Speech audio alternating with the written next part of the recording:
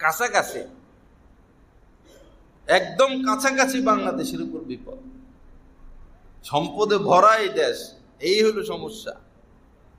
মাটির নিচে সব সম্পদ। বিভিন্ন কারণে এই দেশ অনেক উন্নতশীল রাষ্ট্র, চোরেরা দেশ চালাইছে, দেশের তো কোনো উন্নতি করে নাই। ক্ষমতা আসছে আর গেছে, নিজের ধান্দা করছে। মূলত দেশ সম্পদের উপর ভাসতেছে। এইরকম করে রয়েছে, এইরকম করে রয়েছে, কে নিবে দখল করে?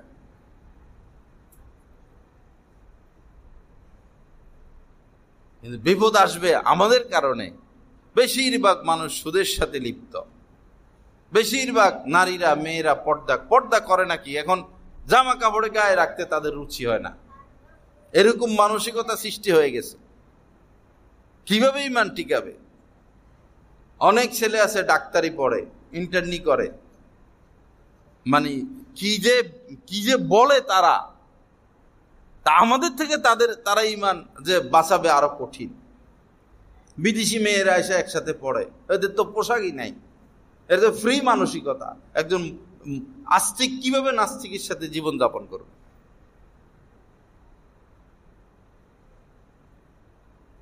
গজব যদি আসে দেশে ব্যাপক, গাজার মতো, সিরিয়ার মতো, রোহিঙ্গাদের মতো, তো মনে রাখবেন আপনাদের ধনীদের কারণে আসবে। কারণ আপনারা স্বভাবের কারণে বেশিরভাগ মানুষ সুদের সাথে লিপ্ত হয়ে গেছেন। আমি বহু শহর ঘুরেছি, এত সুদের সাথে সম্পৃক্ত মানুষ দেখি নাই।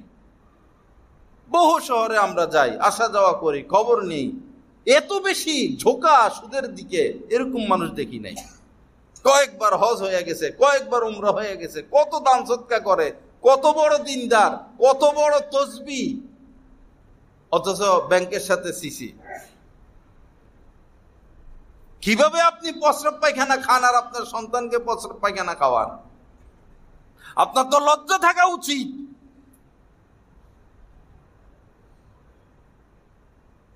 মাটি ফাটুক, আপনি মাটির নিচে চলে যান, আপনি জঙ্গলে চলে যান, সমাজটাকে পবিত্র করে দেন, আল্লাহর গজব আসা থেকে আমাদেরকে বাঁচান। আপনার কারণে গজব আসবে। আপনি ভাবতেছেন শুধু ব্যাংকে টাকা জমাচ্ছি আর বিদেশে টাকা পাঠাচ্ছি, বিদেশের টাকার নাগাল পাবেন আপনি। ব্যাংক থাকবে গজব আসলে। 1 কোটি টাকা দিয়ে একটা পাউরুটিও তো খুঁজে পাবেন না।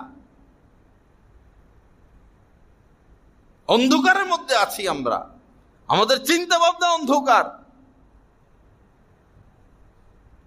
বহু মানুষ এমন শুধু পাঠায় টাকা, শুধু বিদেশে টাকা পাঠায়, জীবনে যায়া ব্যালেন্স কত হয়েছে এটারও খবর সে হয়তো নিবে না। এই দেশে বসবাস করে, এই দেশে সে মরবে, এই দেশে তার আত্মীয়তা, এই দেশে চলাফেরা, এই দেশে শেষ। আরে বেকুব, তো তুই বিদেশে কেন টাকা পাঠাস? তুই তো গাদ্দার। আর তোরে যারা ভালোবাসে, সমর্থন করে, এরা সবচেয়ে বড় গাদ্দার। এরা জাতীয় গাদ্দার, রাষ্ট্রের সাথে গাদ্দারি করতেছে। এরা যারা রাষ্ট্রের থেকে একটা টাকা বাইর করে, এটা রাষ্ট্রীয় গাদ্দার, জাতীয় গাদ্দার। এই জাতীয় গাদ্দারকে যারা ভালোবাসে, এরা সবচেয়ে বড় গাদ্দার। এদেরকে ব্রাশ ফায়ার করে মারা উচিত। একটা মানুষের বেঁচে থাকার অধিকার নাই যারা গাদ্দারদেরকে সমর্থন করে, বেঈমানদেরকে সমর্থন করে। এরা জাতীয় বেঈমান। যারা দেশের টাকা বিদেশে পাঠায়, এরা জাতীয় বেঈমান। আর এই জাতীয় বেঈমানদেরকে যারা ভালোবাসে, এরা আন্তর্জাতিক বেঈমান।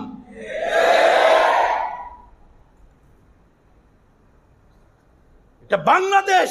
আপনার উচিত ছিল আপনার অন্তরে আপনার দেশের প্রতি ভালোবাসা রাখা, দেশের বালুকানের প্রতি ভালোবাসা রাখা, দেশের একটা লতা পাতার প্রতি ভালোবাসা রাখা, দেশের মানুষের প্রতি ভালোবাসা রাখা, এক একটা বালুকানের প্রতি ভালোবাসা রাখা আমাদের উপর দায়িত্ব। এই দেশ গড়া, দেশকে ভালোবাসা, দেশকে সুন্দর করা, দেশকে সুসজ্জিত করা। কে আমরা দেশের জন্য কাজ করি? কে আমরা দেশকে ভালোবাসি?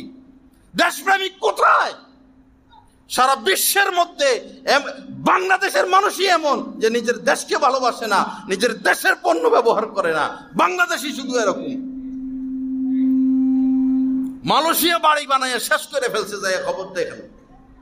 দিল্লি বাড়ি বানাইয়া শেষ করে ফেলছে দেশের সম্পদ। সেই ইটালি, সেই আমেরিকা, সেই সুইজারল্যান্ড যাই দেখেন বাংলাদেশিদের সম্পদ কি পরিমাণ।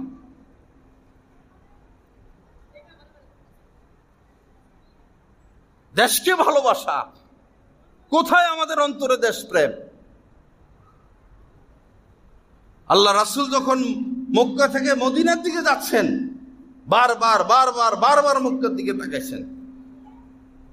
অনুপ্রাণিত হয়েছেন তিনি ব্যথা পেয়েছেন। তিনি কোনোদিন মক্কা ছাড়তেন না। মক্কা তিনি কোনোদিন ছাড়তেন না। এটা জন্মস্থান, এখানে আল্লাহ পাকের ঘর। এই মক্কা তিনি কোনোদিন ছাড়তেন না। কিন্তু উনার আত্মীয় স্বজন উনার সাথে বেঈমানি করেছে। উনার চাচা উনাকে প্রথম পাথর মেরেছে, আবু লাহাব। অথচ এই চাচার সাথে তার আত্মীয়তার সম্পর্ক ছিল। এরাই তাকে আলামিন বলতো। দিনের কথা বলার আগে বলছিলেন যে আমি যদি বলি এই পাহাড়ের পিছনে তোমাদের দুশমন অপেক্ষমান, এখনই তোমাদের উপর হামলা করবে, তোমরা কি আমার কথা বিশ্বাস করবা? সবাই বলছে আমরা বিশ্বাস করব। তুমি আলামিন, তুমি মিথ্যা বলতে পারো না। হাজরা আসওয়াদ, কাবা নির্মাণের পর হাজরা আসওয়াদ কে এখানে রাখবে, তাদের মধ্যে মতানৈক্য। যখন আল্লাহ রাসূল রাখলেন, সবাই খুশি যে উনি যোগ্য।